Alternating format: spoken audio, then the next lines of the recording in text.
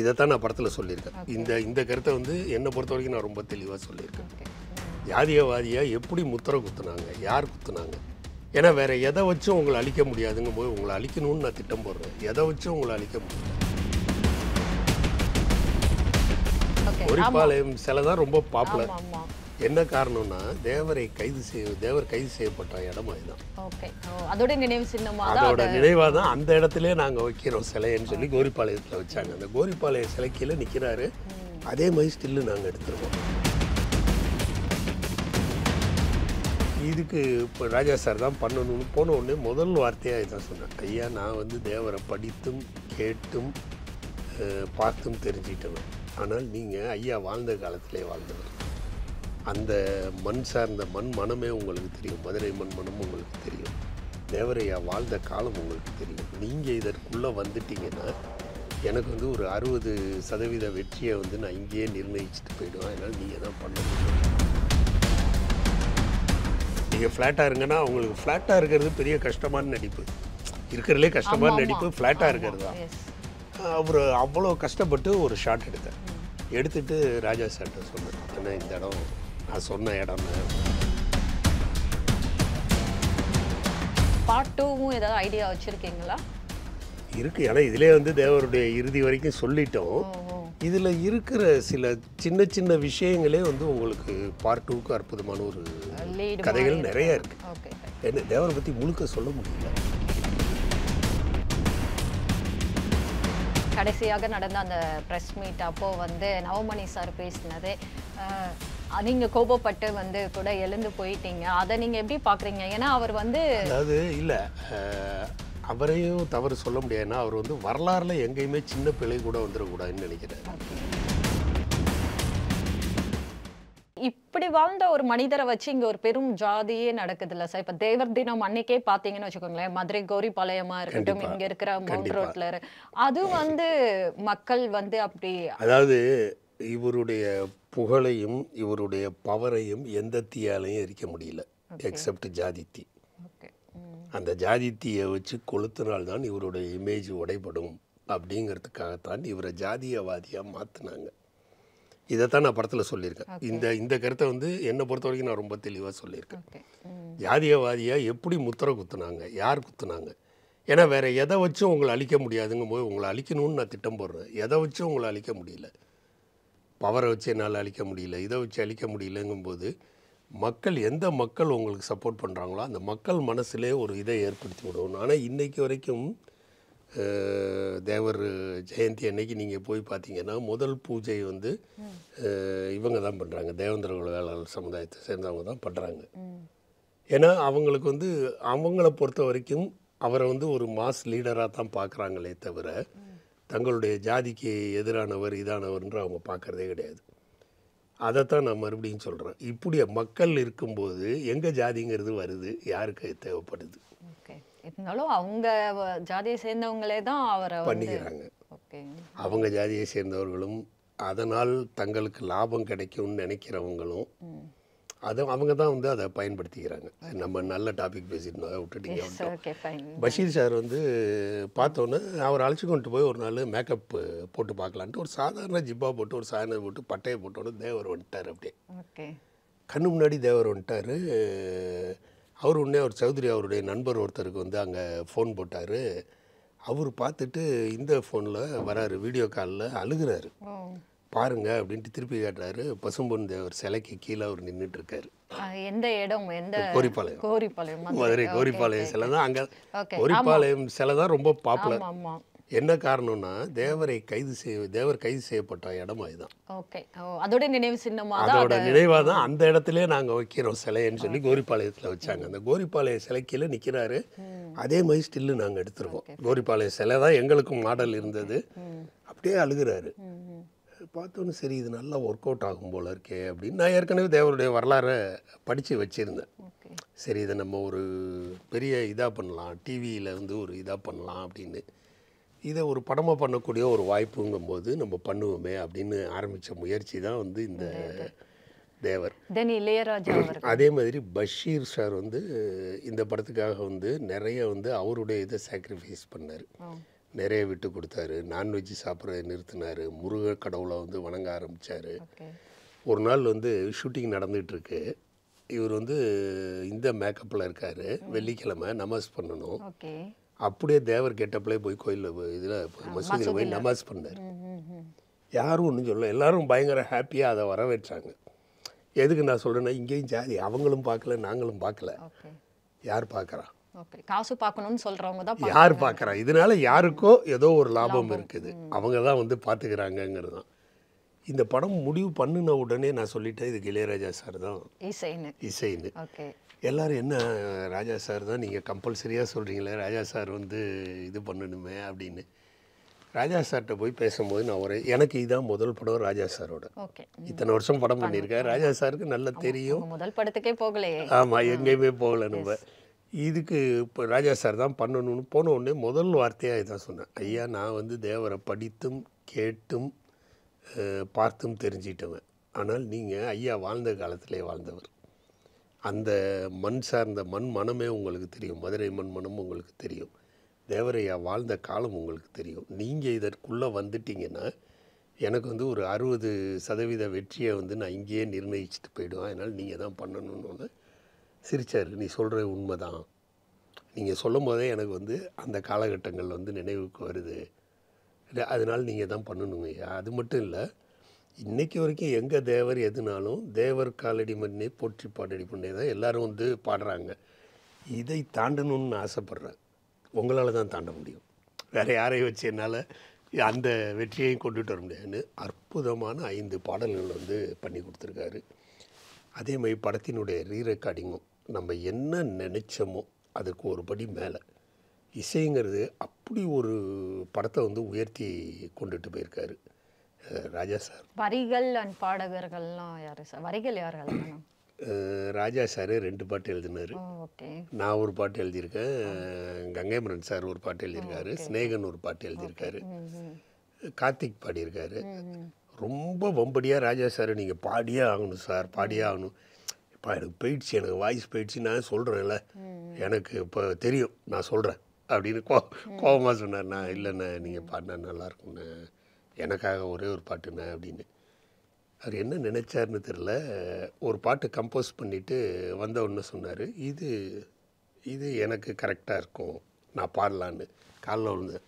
நான் இதைத்தானே நான் கேட்டுக்கிட்டு இருக்கேன், நீங்கள் பாடுங்கண்ணே அப்படின்னு. அருமையாக பாடியிருக்காரு.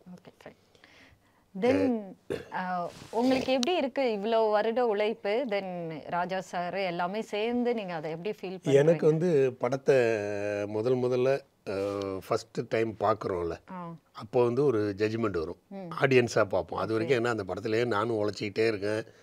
கிட்டத்தட்ட இப்போ நம்ம படத்தை கேட்டிங்கன்னா நான் அவருக்கு 100 தடவைக்கு மேலே பார்த்துருப்பேன். ஏன்னா எடிட்டிங்கில் பார்க்குறோம், டப்பிங்கில் பார்க்குறோம், ரீரெக்கார்டிங்கில் பார்க்குறோம். ஏன்னா நான் எந்த இடத்தையுமே நான் விட மாட்டேன், என்னுடைய ப்ரெசன்ஸில் தான் பண்ணணுன்ட்டு. இப்போ மேக்ஸிமம் நைட்டு வேலையை போட்டுக்கோங்கன்னு, எனக்கு வேறு வேலை இருந்தாலும் முடிச்சுட்டு நான் 10 மணிக்கு வரேன், 10 மணிலேருந்து காலையில் வரைக்கும் பண்ணுவோன்ட்டு. அந்த மாதிரி முதல் முறை பார்த்த உடனே இது வெற்றி படங்கிறது எனக்கு மைண்டில் வந்துடுச்சு. எனக்கு அன்னையிலேருந்து வந்து எந்த ஒரு சின்ன ஒரு பயமோ ஒரு நெருடலோ கிடையாது. இந்த படத்தை பொறுத்த வரைக்கும் இன்றைக்கி சொல்கிறேன், இது ஒரு மிகப்பெரிய வெற்றி படமாக தான் இருக்கும். இளையராஜா அவர்கள் பார்த்துட்டு என்ன சொன்னாங்க சார்? ரொம்ப நல்லா சந்தோஷமாக கூடவே கூப்பிட்டு உட்காத்தி வச்சுட்டு ரீரெக்கார்டிங் பண்ணார். காலையில் 9 மணிக்கு வந்துடுறியா, நான் வந்துடுறேன் அப்படின்னு கரெக்டாக ஷார்ப்பாக 9 மணிக்கு இருப்பார்.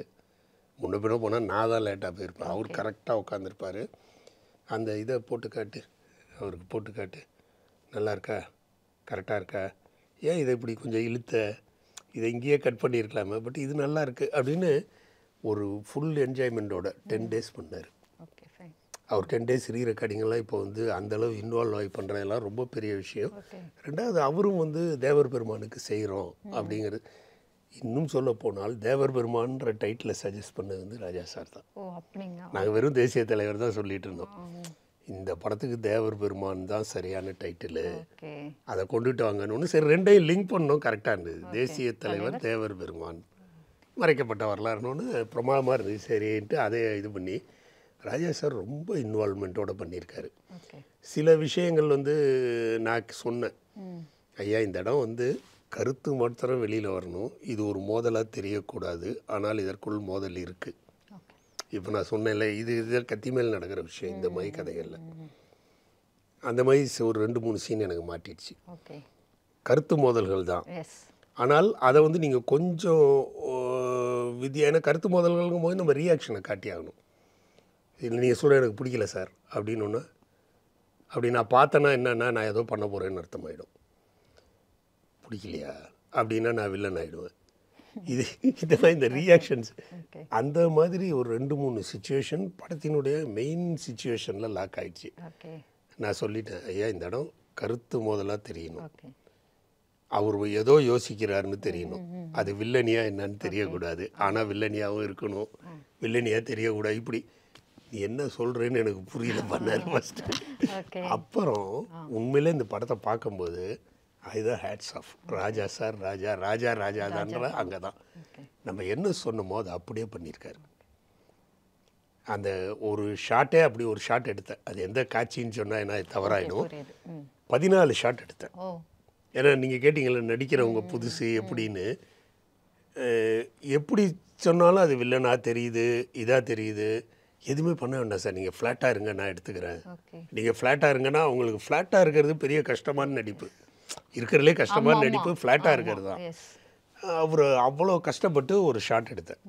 எடுத்துகிட்டு ராஜா சார்கிட்ட சொன்னேன், அண்ணா இந்த இடம் நான் சொன்ன இடம்ண்ணே அப்படின்னு, போ பார்த்துக்கிறேன் அப்படின்ட்டு. அவ்வளோ அழகாக இன்றைக்கி அந்த இடத்த பார்த்தீங்கன்னா, ஆமாம் அந்த இடத்துல இப்படி சொல்லியிருக்காருல அப்படின்னு நீங்கள் அப்புறம் யோசிப்பீங்க. அந்த இடத்துல வந்து எதுவுமே தெரியாது பார்க்கும்போது. அப்படி ஒரு, அதாவது என்ன சொல்கிறது, அவர் இன்வால்வ் ஆகிட்டார்னா அப்படி ஒரு மியூசிஷியன் ராஜா சார். ரீ ரெக்கார்டிங்லாம் அப்படி பண்ணியிருக்காரு, பிரமாதமாக பண்ணியிருக்காரு. பார்ட் 2வும் ஏதாவது ஐடியா வச்சுருக்கீங்களா? இருக்குது, ஏன்னா இதிலே வந்து தேவருடைய இறுதி வரைக்கும் சொல்லிட்டோம். இதில் இருக்கிற சில சின்ன சின்ன விஷயங்களே வந்து உங்களுக்கு பார்ட் 2க்கு அற்புதமான ஒரு கதைகள் நிறைய இருக்குது. என்ன தேவரை பற்றி முழுக்க சொல்ல முடியல. வேற யாராவது தேவருடைய வரலாறு எடுக்கலான்னு இதுக்கு முன்னாடி முயற்சி பண்ணியிருக்காங்களா? புரட்சி தலைவர் முயற்சி பண்ணாருன்னு சொன்னாங்க. சிவாஜி சார் முயற்சி பண்ணாரு, அவங்களே நடிக்கிறதாவும் அந்த கேரக்டர். கமலஹாசன் சார் முயற்சி பண்ணாருன்னு சொன்னாங்க.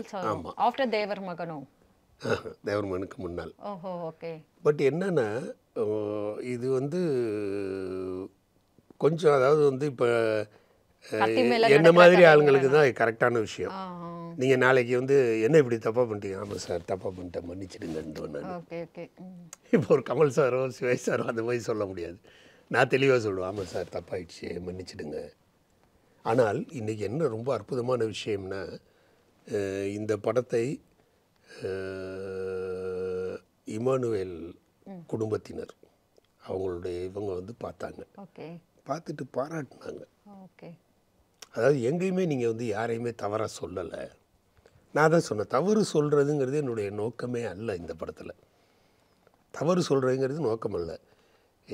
மனிதர் அரசியலுங்கிறத வச்சுக்கிட்டு எப்படியெல்லாம் மனிதர்களை ஏமாற்றிட்டு இருக்காங்க மக்களை, அதில் மிகப்பெரிய ஏமாற்றம் இந்த ஜாதிங்கிறது. அதை இன்னும் வந்து உங்கள் மனசில் அதை விதைச்சிட்டே இருக்காங்க. அப்படிங்கிறத தான் நான் சொல்லணும்னு நினச்சேன். அதில் ஓரளவு நான் வந்திருக்கேன் அப்படின்ற மாதிரி அவங்க பாராட்டினால எனக்கு ரொம்ப பெருமையாக இருந்தது, ரொம்ப மகிழ்ச்சியாக இருந்தது. அதாவது நம்ம நினச்சதை வந்து அவங்க சொல்கிறாங்க, நீங்கள் வந்து எங்கேயுமே தவறு சொல்லலை. அவங்க ஒரு அறிக்கையை கொடுத்தாங்க, தவறு சொல்லலை, இது மாதிரி வந்து இந்த படத்தை வந்து நம்ம எந்த வகையிலையுமே வந்து இது பண்ணக்கூடாது, எங்கேயுமே வந்து அவர் தவறாக சொல்லலைன்னு. அதெல்லாம் மிகப்பெரிய வெற்றி தான் நமக்கு. ஆனால் இவ்வளோ நல்ல விஷயங்கள் நடந்திருக்கிறப்போ, இப்போ கடைசியாக நடந்த அந்த ப்ரெஸ் மீட் அப்போ வந்து நவமணி சார் பேசினது, நீங்கள் கோபப்பட்டு வந்து கூட எழுந்து போயிட்டீங்க, அதை நீங்கள் எப்படி பார்க்குறீங்க? ஏன்னா அவர் வந்து, அதாவது இல்லை அவரையும் தவறு சொல்ல முடியாதுன்னா, அவர் வந்து வரலாறுல எங்கேயுமே சின்ன பிழை கூட வந்துடக்கூடாதுன்னு நினைக்கிறாரு. நவமணி சார் எப்படின்னா, இங்கே நீங்கள் ஒரு பேட்ஜ் மாற்றிருந்தீங்கன்னா, இந்த பேட்செல்லாம் அந்த காலத்தில் கிடையாது, இது வந்து நேதாஜியோட பேட்ச் கிடையாது, அந்தளவு ஆள் அவர். பட் நமக்கு என்னென்னா, பார்க்கும்போது தேவர் நடந்து வர்றாருன்னா இப்படி ஒரு பேட்ச் போட்டிருந்தா நல்லாயிருக்கும். நான் இதுதான் அவர்கிட்ட பல தடவை சொன்னேன், ஆனால் சில விஷயங்கள் சினிமேட்டிக் விட்டுருங்கன்னு. ட்ரெஸ்ஸு கிடையாதுன்னா ட்ரெஸ்ஸை எடுத்து தைக்கிறதுக்கு என்ன செலவாகும், ஒரு சீனுக்காக இவ்வளோ செலவு பண்ணணுமா, பல விஷயங்கள் சினிமாவில் உள்ளுக்குள்ளே இருக்குது. ஆடியன்ஸுக்கு தெரியாமல் போகிற விஷயங்களை அது வந்து நம்ம ஒரு பெரிய வரலாற்று பிழையை நம்ம செஞ்சிடல, அதை சும்மா அப்படியே சிம்பிளாக விட்டுடலாம் அப்படின்னு.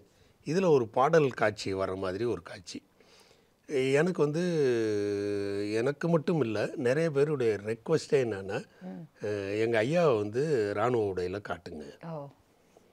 ஏன்னா ஐயா வந்து நேதாஜி கூட இருந்தாங்கன்ற வரலாறு இருக்குது. ஒரு வருஷம் வந்து அவர் வரலாறுல காணா போயிருந்திருக்காரு. எங்கே இருந்தாருன்னு தெரியல. இந்திய அரசாங்கமே தேடுது, சிபிஐ வச்சு தேடுறாங்க, கண்டே பிடிக்க முடியல என்னென்ன ஒரு நேதாஜி கூட இருந்தாருன்னு. ஏன் இந்த காலகட்டத்தில் நம்ம வந்து அந்த உடையை பயன்படுத்தக்கூடாதுன்னு நான் யோசித்தேன். இதுவுமே தவறாயிடக்கூடாது அப்படிங்கிறதுனால என்ன பண்ணேன்னா, தேவர் யோசிச்சு பார்க்குறான்ற மாதிரி தான் ஒரு சீக்வன்ஸை கொண்டுட்டு வந்தேன். அது வந்து 2 கட்டானா தான் பண்ணியிருக்கேன். அதாவது யோசிச்சு பார்க்குறாருன்னு நீங்கள் பார்க்கும்போது ஆமாம்மா கரெக்டு தான், நீங்கள் யோசிச்சு பார்க்குறாரு. ஆமாம், ஆனால் ஜென்ரலாக பார்க்கும்போது ஜென்ரலாக இருக்கிற மாதிரி இருக்கும். யோசித்து பார்க்குறதுல வந்து ஒரு இராணுவ இதையே நான் காட்டியிருக்கேன். இது வந்து காலத்திற்கு முற்பட்டது, பின்னாடி தான் இது நடக்க போகுது, நான் முன்னாடியே அதை காட்டிட்டேன். அதனால தான் அதுக்கு லீடாகவே வந்து நேதாஜி சொல்லும் போது சொல்லுவார், நம்ம சுதந்திரத்தை நாம ஏன் அவங்கள்ட்ட கையேந்தி வாங்கணும் அப்படின்னு சொல்லிட்டு, நான் முடிவு பண்ணிட்டேன் அப்படின்வார். என்ன முடிவுன்னு சொல்ல மாட்டார், நான் முடிவு பண்ணிட்டேன் அப்படின்னோடனே தேவர் அப்படி ஒரு கம்பீரமாக அவர் பார்ப்பார். இவர் என்ன முடிவு பண்ணியிருப்பார் அப்படிங்கிறது தான் அந்த பாடலினுடைய இதாக கொண்டுகிட்டு வந்து, அது வந்து அந்த காலகட்டத்தில் நடக்கலை அப்படின்னு நவமணி வந்து ஸ்டேஜில் பேசினார். தவறு இல்லை. அதாவது வந்து சினிமாவுக்குன்னு சில விஷயங்கள் பண்ணும்போது அது சினிமாட்டிக்காக எடுத்துக்கணும். அவர் வந்து இது சினிமாவா கற்பனையா, உண்மையான கற்பனையை கலந்துத்தான் சொல்ல முடியும். இப்போ தேவரும் காமராஜரும் சந்தித்தார்கள் அப்படிங்கிறது மட்டும்தான் நமக்கு வரலாறுல கிடைக்கும். சந்தித்து என்ன பேசுனாங்க, நமக்கு கான்டெக்ஸ்ட்டு தான் இருக்கும். கான்டெக்ஸ்ட்டு தான் இருக்கும். நம்ம இப்போ இங்கே இன்டர்வியூ கொடுக்க வந்தோம்னா தேவரை பற்றி ஒரு இன்டர்வியூ கொடுத்தோம், கான்டெக்ஸ்ட்டு தான் இருக்கும். இதை நாளைக்கு எழுதணுன்னா நம்மளா எழுதணும், கிரியேட் பண்ணி இதுக்கு பின்னாடி என்ன நடந்தது, முன்னாடி என்ன நடந்ததுன்னு. அப்போ அது கற்பனை கலந்து தானே உங்களுக்கு வருது. இந்த கற்பனை வந்து எந்த வகையிலையும் அவரையும் டிஸ்டர்ப் பண்ணக்கூடாது, நம்மளையும் டிஸ்டர்ப் பண்ணக்கூடாது, பார்க்குறவங்களையும் டிஸ்டர்ப் பண்ணக்கூடாது, அவ்வளோதான். அதில் நம்ம எடுத்துக்கிட்ட முயற்சி நம்ம தேவரையாவை காட்டுறதுனால அவருக்கு பெருமை சேர்க்கறதுக்கு ஒரு 2 வரிகள். இதை ஒரிஜினலாக பேசுனாங்களா, அதான் நான் ஃபஸ்ட்டே சொன்னேன், வானம் பொழிகிறது பூமி விளைகிறது, இன்றைக்கி வரைக்கும் நம்ம பேசிகிட்டு இருக்கோம். அப்படியே அதை பேசி இன்றைக்கி ஸ்கூலில் போய் சின்ன பசங்க பேசி அதை ஒரு ட்ரேட்மார்க்காகவே நம்ம கொண்டு வந்துட்டோம் கட்டபொம்மன்னா. அந்த மாதிரி தான், அந்த மாதிரி நிறைய விஷயங்கள். அது அவர் வந்து எக்ஸாக்ட் வரலாறு அப்படின்னு நினச்சி சண்டை போட்டது தான் அன்றைக்கி நடந்த சண்டை. ஆமாம், அவருக்கு வந்து என்னென்னா, அவர் வந்து அதான் சொல்கிறேன்னா, ஒரு சின்ன விஷயம் நடந்தால் கூட தேவர் இந்த மாதிரி செருப்பு போடல அப்படின்னுவார். நீங்கள் உங்களுக்கு தெரியுமா அது? இந்த படத்தை அவர் கூட சேர்ந்து ஆராய்ச்சி பண்ணி முடிக்கிறதுக்குள்ள நாங்கள் பல கஷ்டப்பட்டோம். நிறைய கரெக்ஷன்ஸ் கொடுப்பாரு, நல்ல கரெக்ஷன்ஸும் சொல்லுவார். நான் சொல்லுவேன், அண்ணா இது இப்படி செட் ஆகாதுண்ணா, இதை இப்படி மாற்றி போட்டால் கரெக்டாக இருக்கும், என்னவோ பண்ணுங்க. ஆனால் ஏற்றுக்குவார், ஸ்பாட்டுக்கு வருவார், ஃபுல்லாக இருந்தார். ஃபுல்லாக ஸ்பாட்டில் இருந்தார். எந்த தவறும் வந்துடக்கூடாது, எந்த தவறும் வரலை. இந்த சின்ன விஷயங்களை கூட அவரால் வந்து டைஜஸ்ட் பண்ணிக்க முடியல. இன்னொன்று பேசினா மற்றவங்களும் நம்ம சமுதாயத்தில் இருக்கிறவங்க இதை இது பண்ணணும், நம்ம சமுதாயம் நம்ம சமூகம் அப்படின்னு சொல்கிறதே அது வந்து ஒரு ஜாதி இதாக இருக்கே சார். இல்லை, அது என்ன காரணம்னா, அவங்க எல்லாருக்கும் வருத்தம் என்னென்னா, தேவர்களில் வந்து ஏகப்பட்ட கோடீஸ்வரர்கள் இருக்காங்க, நீங்கள் யாருமே இந்த முயற்சியை பண்ணலையே. ஏன்னா வந்து ஒரு பஷீர் வந்து தேவர் சமுதாயம் கிடையாது. SSR சத்யா மிகுந்த பொருள் செலவில் பல சிக்கல்களுக்கு இடையில், பல எதிர்ப்புகளுக்கு இடையில் இந்த படத்தை தயாரிச்சிருக்காரு. அவரும் தேவர் சமுதாயம் கிடையாது, நானும் தேவர் சமுதாயம் கிடையாது. தேவர் சமுதாயத்தில் நவமணி அண்ணன் தான் எங்கள் கூட இருந்தவர். அதை வச்சு தான் அவங்க சொன்னாங்க. எல்லாருமே வந்து அவங்களுடைய முயற்சியை முதல்ல பாராட்டுங்க. தேவரை ஒரு தெய்வமாக நினச்சி வந்து அவங்க அந்த தெய்வத்தினுடைய வரலாற்றை வெளியில் சொல்லணும்னு காட்டியிருக்காங்க. அதை நம்பாளுங்க யாருமே முயற்சி பண்ணலையே. இந்த முதல் முயற்சி எடுத்த இவங்களை நம்ம பாராட்டணும்னு தான் அதுதான் சொன்னாங்க. தவிர நம்ம சமுதாயம்னு அவங்க சொன்னது அந்த சென்ஸில் தான். நம்ம சமுதாயத்தில் இருக்கிற ஆட்கள் இதற்கான முயற்சி எடுக்கல, ஆனால் அந்த சமுதாயத்தில் பிரித்து சொல்லலை அவங்க. ஏன்னா ஜாதியே வேண்டான்னு சொன்னவர் தான் தேவர். நம்ம படத்தில் பார்த்திங்கன்னா அற்புதமாக கிளைமேக்ஸில் ஒரு கோர்ட்டு சீன் வச்சுருக்கு. இதுவே ஒரு சின்ன எக்ஸாஜிரேஷன் தான். கோர்ட்டில் தேவரையா பேசியிருக்காங்க, அது நடந்ததே வேறு கோர்ட்டில். நான் அந்த சிச்சுவேஷனை அப்படியே பயன்படுத்திக்கிட்டேன், இன்னொரு கோர்ட்டுக்கு பயன்படுத்திக்கிட்டு அதில் வந்து நான் ஒரு இதாக கேள்வி கேட்டிருக்கேன். ஏறக்குறைய ஒரு அந்தளவுக்கு நம்ம சொல்லக்கூடாது, பராசக்தி பார்க்குற மாதிரி இருக்கும் கோர்ட்டு சீன். அந்த மாடலை வச்சு தான் நான் பண்ணினேன். தேட்டரில் பார்த்தீங்கன்னா அவர் ஒன்று ஒன்றையும் சொல்லிட்டு கேட்பார். இப்போ ட்ரெய்லரில் கூட அது ஒரு எஸ் பிட்டு வந்தது. போட்டிருந்தோம். நான் ஆமாம், வந்து நின்னு போட்டியிட இடத்துலயே ஏன் ஜாதியை சேர்ந்தவங்க அதுவும் கம்மி வெறும் தான். 18,000 பேர் தான் 18,000 இருக்காங்க. பேரு ஆனால் நான் 1,00,000 வாக்குக்கு மேலே வாக்குகள். அதிகம் பெற்று வெற்றி பெற்றிருக்கேனே, நான் ஜாதியவாதி தான். ஓகே. அதாவது சீசர் இதில் புரியுது. சொல்லும்போது எஸ். ஒரு சர்காஸ்டிக்கான்னு கூட பட் தே ஆர் சொல்லலாம். சிட்டிசன்ஸ் அப்படின்னு வருது, தே ஆர் ஜென்டில்மென்னு. அந்த மாதிரி வந்து ஒரு சர்க்காஸ்டிக்காக, ஆனால் அது வந்து மனசை வந்து குத்தும். ஓகே. ஒன்று ஒன்றையா சொல்லிகிட்டே வர்றது. அரசியல் எப்படி காய் நகர்த்துறாங்கங்கிறத தெளிவாக சொல்லியிருக்கேன் ஓகே. படத்தில். எப்படி காய் நகர்த்தப்பட்டது, இவருக்கு எதிராக என்னென்ன செய்யப்பட்டதுன்னு அத்தனையும் தேவர் மகான் எப்படி தாங்கிட்டாருன்னா, தேவர் மகான்ற வார்த்தை என் வாயில் வருது பாருங்கள். ஒரு ஸ்டேஜ் தாண்டின பிறகு அவர் மகான் ஆகிட்டார், ஓகே. சித்தர் ஆகிட்டார். ஓகே. சித்தரான ஒரே காரணத்தினால்தான் அவரால் இது அத்தனையுமே வந்து தாங்கிக்க முடிஞ்சுது, டைஜஸ்ட் பண்ண முடிஞ்சுது. ஆன்மீகம்ங்கிறது அவர் வாழ்க்கையில் அப்படி ஒரு பெரிய மாற்றத்தை அவருக்கு ஏற்படுத்தி கொடுத்திருந்தது. ஆன்மீகத்தில் இருந்த ஒரே காரணத்தினால் எல்லாத்தையுமே வந்து அவர் டைஜஸ்ட் பண்ணிவிட்டு போக போக அவருடைய இறுதி காலகட்டங்கள்லாம் ஒரு சித்தராக தான் வாழ்ந்தார். ஓகே. சித்தராகவே வாழ்ந்தார். ஏன்னா அவர் சொன்ன மாதிரி Family life திருமணமும் கிடையாது. பண்ணிக்கல, ஃபேமிலி லைஃப்பும் கிடையாது. தனியாக ஒரு 150 ரூபா வாடகை வீட்டில். அதை விட ரொம்ப அற்புதமான ஒரு நிகழ்வு. அதை என்னால் படத்தில் வைக்க முடியல. தேவர் கூடவே இருந்தவர் ராமன் ஒருத்தர், ஓகே. காங்கிரஸ். ஓகே. இப்போ தேவர் மறைஞ்சிட்டார்ன்ற செய்தி அறிஞ்சு காங்கிரஸ் யாரும் வரலை. ஓ. ஏன்னா வந்தால் ஏதாவது கலவரம் ஆயிடுச்சுன்னா சிக்கலாயிடுமேனு. இவர் ஒண்டியும் வராரு. ஏன்னா என்னுடைய நண்பன் ஆ. நான் வரணும்னா, அப்போ அவர் மின்சார வாரியத்தில் வந்து அமைச்சராக இருக்கார், ஓ. ஓ. மின்சாரத்துறை அமைச்சராக இருக்கார். தேவரோட பூத உடல் வந்து வீட்டுக்கு வருது. வச்சுட்டு லைட்டை போடுங்க, லைட்டை போடுங்க, லைட்டை போடுங்கன்றாங்க. எல்லாரும் முழிக்கிறாங்க. ஏன்னா அந்த வீட்டில் கரண்ட் இல்லை. கரண்ட் இல்ல. ஓகே. அதான் 150 ரூபாய் வாடகையில இருந்து இல்லை, அங்கேருந்து பசும்பொண்ணுங்க எடுத்துகிட்டு வந்துடுறாங்க. பசும்பொண்ணு வீட்டில் பசுமன். ஓகே. கரண்ட் இல்லை. ஓ. அவர் மின்சாரத்துறை அமைச்சர். எப்படி ஒரு கான்ட்ராஸ்ட் பாருங்க. கண்ணில் கடகடன்னு அவருக்கு தண்ணி வந்துடுச்சு. சொல்கிறார், என் நண்பன் 4000 ஏக்கர் நிலத்திற்கு சொந்தக்காரனாய் பிறந்தவன் வாழ்க்கையில் தன்னை சுருக்கி சுருக்கி சுருக்கி மக்களுக்காக செய்யணும்னு சுருக்கி சுருக்கி சுருக்கி இன்றைக்கி வந்து வெறும் ஒரு 150 ரூபா வாடகை வீட்டுக்கு வந்துட்டான். வீட்டில் கரண்ட் இல்லை, நான் மின்சாரத்துறை அமைச்சராக இருக்கேன், இதுதான் அப்படின்றாரு. ஓகே. ஜென்ரேட்டர் வச்சு தான் லைட் போட்டாங்க. ஓகே. ஓகே. அப்படி ஒரு மகான். அவரால் தாங்கிக்க முடிஞ்சது எல்லாத்தையும். தாங்கிட்டு கடைசியாக அவரால் டைஜஸ்ட் பண்ணிவிட்டு இந்த படத்தில் அதைத்தான் நான் வந்து உச்சபட்ச காட்சியாக வச்சுருக்கேன். தேவர் மகான் எப்படி மறைந்தார் அப்படிங்கிறது வந்து ஒரு பெரிய விஷயம். அது வந்து படத்தில் நான் வச்சுருக்கேன், பாருங்கள். ஆக்சுவலி இந்த அதாவது தேவருடைய வாழ்க்கை வரலாறை வந்து புரட்சித் தலைவர் அவர்களும் சிவாஜி கணேசன் அவர்களும் கமல் அவர்களும் எடுக்க முயற்சி பண்ணியிருக்காருன்னு சொல்லியிருக்கீங்க. இப்போ கமல் வந்து இருக்காரு, தென் எம்பியாகவும் இருக்காரு. அவர் ஏதாவது நீங்க இல்லை, நான் கமல் சார் பார்க்கல. ஓகே. பார்த்தாங்கன்னா நிச்சயமாக பாராட்டுவாங்க, அப்ரிஷியேட் பண்ணுவாங்க எல்லாருமே இந்த படத்தை. ஏன்னா அதுதான் நான் ஃபஸ்ட்டே சொன்னேன், வாழ்கின்ற மக்களுக்கு வாழ்ந்தவர்கள் தான் பாடம். ஓகே. நீங்கள் எப்படி வாழ்கிறீங்களோ அதை வந்து நான் படித்தேன்னா நான் வந்து உங்களை மாதிரி வாழ முடியும். அந்த பாடத்தை கற்றுக் கொடுக்குற வந்து இந்த மாதிரி படங்கள் வந்து நிறைய வரணும். இன்னும் நிறைய பேர் இருக்காங்க. நிறைய நம்ம சொல்லப்பட வேண்டிய ஆட்கள் வந்து, அதுவும் தமிழ் வரலாறு நிறைய இடத்துல மறைக்கப்பட்டு. ஏன் வந்து கமல் சார்னால எடுக்க முடியலன்னு நீங்க செவி வழியா ஏதாவது நியூஸ் கேள்விப்பட்டிருக்கீங்களா? இல்லை இல்லை, அதாவது வந்து காலத்தின் மாற்றம்னு ஒன்று இருக்குல்ல. இன்றைக்கி வர யங்ஸ்டர்ஸை நீங்கள் சொன்ன மாதிரி வந்து ஜாதிங்கிறது கொஞ்சம் உடஞ்சி போய் கிடக்குது. கமல் சார் தேவர் மகன் பண்ணும்போது அந்த தேவர் மகன்ற டைட்டிலுக்கே பல எதிர்ப்புகள் வந்தது. இன்றைக்கி அந்த எதிர்ப்பு நமக்கு வரல. என்ன காரணம்னா, சமுதாயத்திலே அந்த மாற்றத்தை வந்து வரவேற்க ஆரம்பிச்சிருக்காங்க. இன்றைக்கி கமல் சார் முயற்சி பண்ணாருன்னா மிகவும் பெரிய அளவில் வந்து அவர் அற்புதமாக பண்ணியிருந்திருப்பார். சினிமாங்கிறது எப்போதுமே காலத்தை தாண்டி நம்ம சிந்திக்கிறது தான் அதில் வர பிரச்சனையாக இதுதான். 5 வருஷம் கழித்து நம்ம படத்தை பார்த்துட்டு சொல்லுவாங்க, சார் சூப்பராக இருக்குது சார், அப்போ பார்த்தப்போ எனக்கு புரியல சார், இப்போ தான் புரியுதுன்னா நம்ம காலத்தை தாண்டி சிந்திச்சிடுவோம். கமல் சார் படம்லாம் நிறைய படங்கள் அப்படி தான். இன்றைக்கி எடுத்து பார்த்தோன்னா, இன்றைக்கி ஒரு அன்பை சிவம்லாம் எடுத்து பார்த்தோன்னா அப்படி ஒரு படம் கொண்டாடணும் தலையில் வச்சுட்டு. நம்ம அந்த மாதிரி வந்து காலத்தின் மாற்றத்தினால எங்களுக்கு கொஞ்சம் எளிமையாயிடுச்சு. தென் மாரி செல்வராஜ் அண்ட் பா ரஞ்சித்தோடைய படங்கள் பார்க்குறது உண்டா சார்? இப்போ பைசன் கூட கண்டிப்பாக நான் பார்ப்பேன், கண்டிப்பாக பார்ப்பேன். அதில் அவங்க சொல்கிற கருத்துக்களையும் நான் வரவேற்பேன், ஏன்னா தவறு கிடையாது.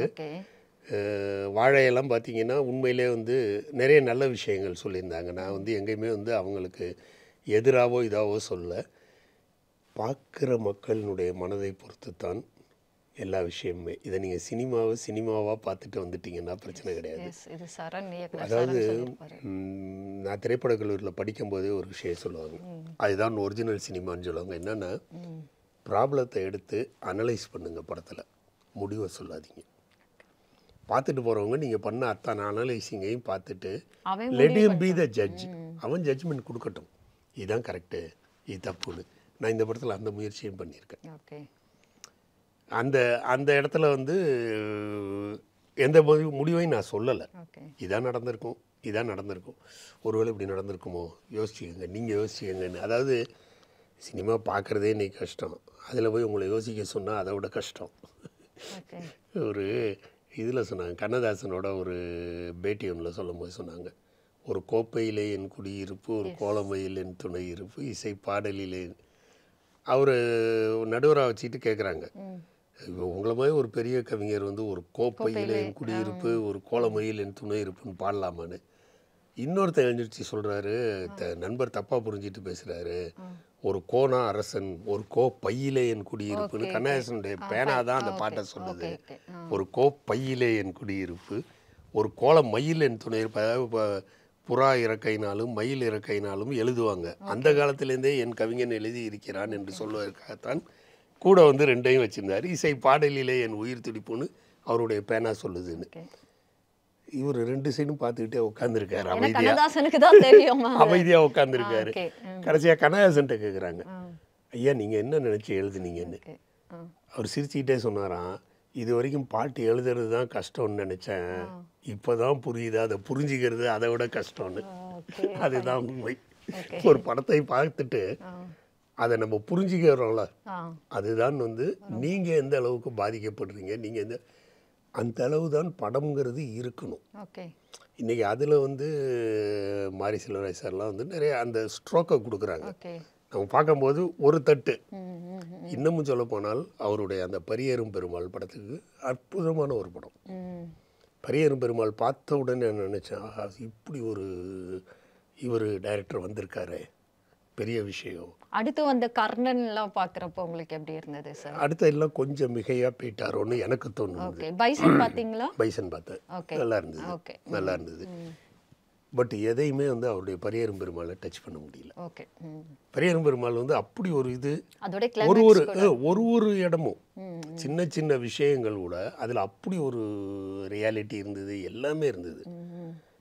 ஜாதிய குறியீடுகள்ன்றாங்க, நிறைய விஷயங்கள் இருந்தது. பட் எல்லாத்தையும் மீறி அவர் என்ன சொல்ல வந்தாருங்கிற விஷயம் அதில் அடி ஸ்ட்ராங்காக இருந்தது.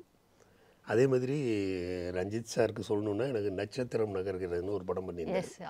அந்த படம் எல்லாரும் பார்த்துட்டு என்ன படம் இது அப்படின்னு. இன்னைக்கு வரைக்கும் one of the best movie. மெட்ராஸ்லாம் விட நட்சத்திரம் நகர்கிறது பெஸ்ட் படம். இல்லை, நீங்கள் அதுலேயும் பார்த்தீங்கன்னா அவர் சொல்ல வந்த எல்லா விஷயத்தையும் சொல்லியிருப்பாரு. ஒரு பெண் அதுலேயும் எனக்கு மறுபடியும் சொல்ல போனால், நான் ரஞ்சித் சாரை சந்திச்சப்பே ஒரு முறை சொன்னேன், அவளை படித்தான் படம் பார்க்குற மாதிரி இருந்தது சார். ஒரு அவளை படித்தான் ஸ்ரீபிரியாவை எப்படி கிரியேட் பண்ணியிருந்தாரோ அது அப்படியே இருந்தது. டெஃபினட்டாக அதனுடைய பாதிப்பு தான் அவர் அதை பண்ணியிருக்கணும். பட் அதில் தன்னுடைய தான் சொல்ல வேண்டிய கருத்துக்களையும் வச்சுட்டு ரொம்ப ஃபாஸ்ட்டாக சொல்லியிருந்தார். இன்னொரு 2 வருஷம் கழிச்சு பாருங்களேன், அந்த படம்லாம் பெருசாக பாராட்டப்படும்.